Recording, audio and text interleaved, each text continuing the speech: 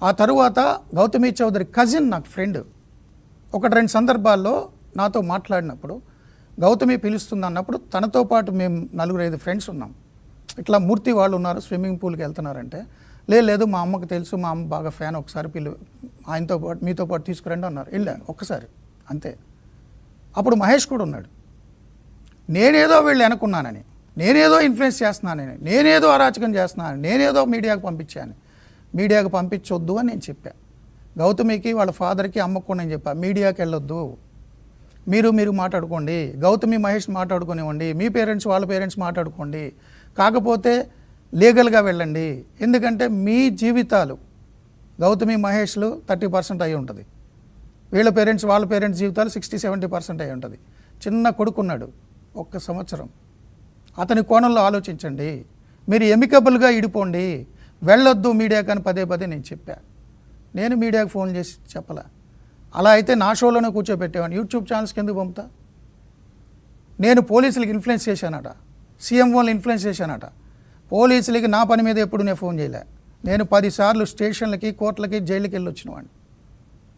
నా మీద జగన్మోహన్ రెడ్డి గారి ప్రభుత్వం ఎన్నో కేసులు పెడితే ఈ రోజు వరకు కూడా ముఖ్యమంత్రి గారిని, హోంమంత్రి గారిని, లోకేష్ గారిని ఒక్కసారి కూడా ఫోన్ చేసి నా కేసులు తీయండి అని అడగలే. నా కేసులే నేను విత్డ్రా చేయించుకోలే. నాకు ముందు నుంచి తెలిసినప్పటికీ గౌరవ ముఖ్యమంత్రి రేవంత్ రెడ్డి గారిని ఈ రోజు వరకు అభినందించడానికి కూడా నేను ఫోన్ చేయలే. పవర్లో ఉన్న వాళ్ళతో నేను మాట్లాడను, పోలీసులతో నేను మాట్లాడను. నా ఫోన్ చెక్ చేసుకోండి. నేను పైరువీలు చేయలేదు. కానీ గౌతమి పక్షాన మీడియా పరంగా నిలబడి తీరత. నీ ఎంగిలి మెతుకులకు నేను భయపడను, నీ ఎంగిలి మెతుకులకు నేను లొంగిపోను, నీ డబ్బులకి నేను లొంగిపోను, మీ బెదిరింపులకు మేము లొంగిపోము. నువ్వు తెలుగుదేశం అని చెప్పడం ద్వారా వ్యవస్థలు గౌతమికి మద్దతు ఇవ్వకుండా ఉండే కుట్ర, నా మీద ముద్ర వేయడం ద్వారా, జర్నలిస్టుల మీద ముద్ర వేయడం ద్వారా మిగిలిన జర్నలిస్టులు ఎవరు చేయకుండా ఉండే కుట్ర.